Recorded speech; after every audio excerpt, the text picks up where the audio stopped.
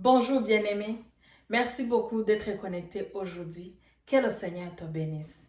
Nous allons partager la parole de Dieu comme d'habitude, mais avant d'aller loin, j'aimerais te demander une question. Quelle est cette situation dans ta vie aujourd'hui qui t'empêche de dormir? Quel est ce problème aujourd'hui qui persiste, qui t'empêche de sourire, qui t'empêche de se réjouir? Quelle est cette situation aujourd'hui qui est très compliquée? Tu ne vois pas l'issue. Tu vois, c'est devant toi, derrière toi, c'est l'impasse. Tu ne sais pas comment tu vas faire. Tu ne sais pas comment tu vas t'en sortir. Peut-être c'est une expérience mauvaise que tu as eue.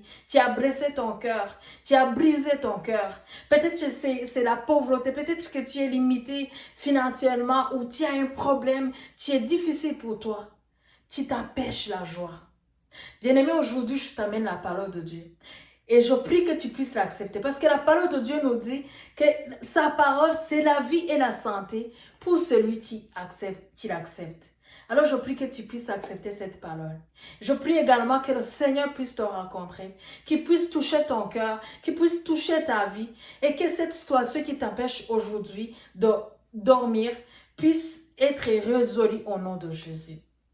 Donc, je t'invite aujourd'hui à lire le verset qui se trouve en Luc 24 avec moi aujourd'hui. Alléluia.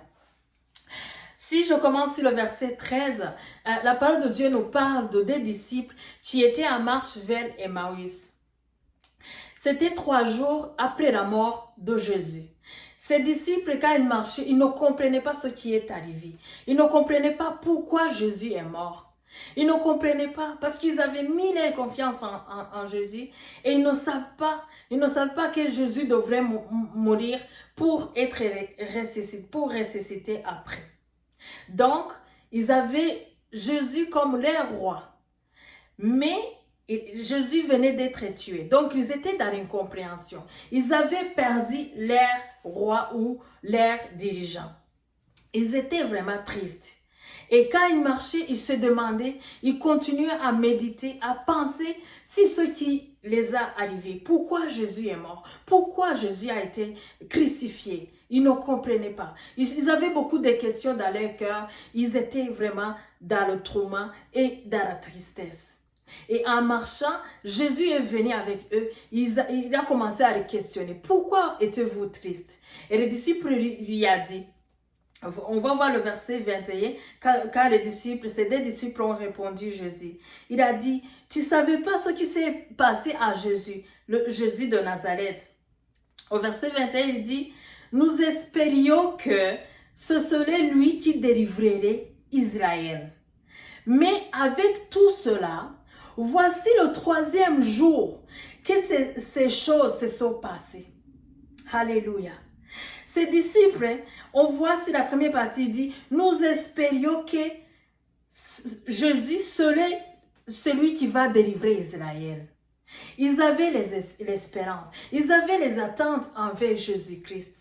Ils pensaient que Jésus, c'est lui qui va les délivrer. Ils pensaient que Jésus, c'était lui qui devrait les faire sortir de leurs problèmes, qui devrait sortir d'Israël de leurs problèmes. Et tout à coup, ils ont vu Jésus être crucifié sur la croix. Ils ont perdu leur espoir. Ils sont retrouvés dans la tristesse à cause qu'ils avaient perdu Jésus. Alléluia. Et on voit la deuxième partie dit, mais avec tout cela, voici le 3e jour que ces choses se sont passées. Bien-aimés, ils ont attendu et 3 jours ont passé. Et ils méditaient dans ce qui est arrivé à Jésus. Ils ne comprenaient pas.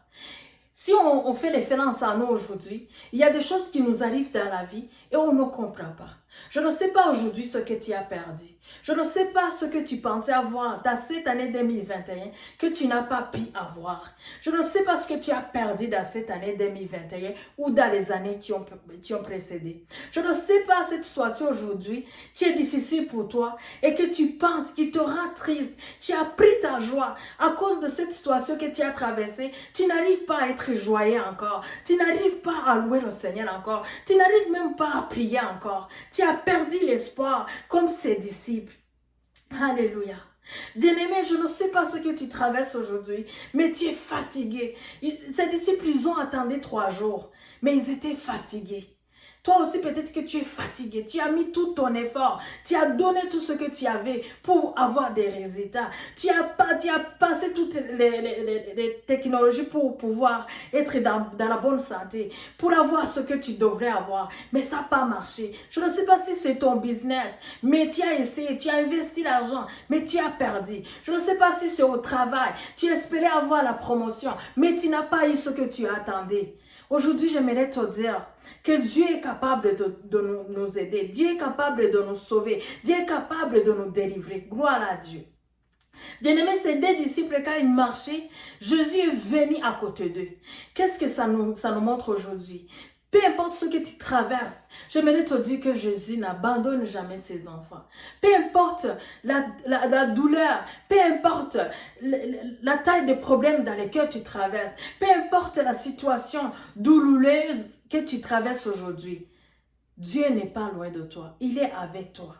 Et je prie que tu puisses ouvrir les yeux, que tu puisses mettre ta confiance en toi, en lui, que tu puisses mettre ton espoir en lui, parce qu'il va te délivrer, il va te faire sortir de cette situation dans laquelle tu traverses. Mais il faut payer un prix. Gloire à Dieu. Nous allons voir une autre verset de la personne que la Bible nous parle en Luc 2 au verset 36. La Bible nous dit: il y avait aussi une prophétesse, Anne, fille de Phanuel, de la tribu d'Azen. Elle était fort avancée en âge. Elle avait vécu 7 ans avec son mari depuis sa virginité. Restée veuve et âgée de 84 ans. Elle ne quittait pas le temple. Elle servait Dieu nuit et jour dans le jeûne et dans la prière. Gloire à Dieu. Étant survenue, elle aussi, à cette même heure, elle louait Dieu. Bien-aimés, voici notre exemple de la personne qui a traversé des moments difficiles. Si on regarde ici, cette femme Anne, elle était, tout d'abord, elle était âgée. La Bible nous montre qu'elle était âgée. Elle était dans l'âge avancé. Gloire à Dieu. Elle était sans force. La Bible nous montre également qu'elle était veuve. Anne, elle a vécu avec son mari seulement 7 ans et son mari est mort. Mais elle n'a pas été découragée. Elle n'a pas resté dans le découragement. La Bible nous dit qu'elle ne quittait pas le temple. Elle servait Dieu jour et nuit dans le jeûne et dans la prière. Bien-aimé, j'aimerais te dire aujourd'hui que peu importe la situation dans laquelle tu te trouves aujourd'hui, tu peux sortir de cette situation. Dieu peut t'aider à sortir de cette situation, mais il faut que tu payes un prix. Il faut que tu sois comme Anne, que tu décides à partir d'aujourd'hui de se réfugier en Dieu. Parce que la parole nous dit que Dieu fait grâce. Il a beaucoup de bonté envers ceux qui croient en lui, envers ceux qui espèrent en sa bonté. Mais pour pouvoir y arriver, il faut que tu te connectes aujourd'hui. Il faut que tu te reconnectes à Dieu. Il faut que tu espères en lui. Il faut que tu cherches le Seigneur ardemment. Que tu n'abandonnes. Oui, la situation a été douloureuse. Oui, tu as un manque aujourd'hui. Oui, c'est difficile pour toi. Quand tu regardes la situation, quand tu regardes ta vie, tu ne vois pas, tu vois pas la lumière demain. Tu ne vois pas la lumière au bout du tunnel. C'est très compliqué pour toi. Mais j'aimerais te dire aujourd'hui que comme Anne, si tu décides d'aller chercher le Seigneur, si tu décides de changer tes habitudes, au lieu de chercher ailleurs, d'aller chercher dans le Seigneur, le Dieu, notre Dieu, le Créateur, le Dieu Tout-Puissant, tu vas être délivré. Si tu décides aujourd'hui de chercher ton Dieu, de t'appuyer sur lui seulement, tu vas être délivré. Sois comme Anne.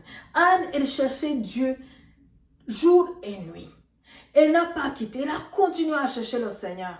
Elle n'a pas été découragée. Peu importe ce qu'elle a traversé, peu importe comment c'était dur, elle a mis toute sa force. Elle a utilisé toute sa force pour chercher le Seigneur.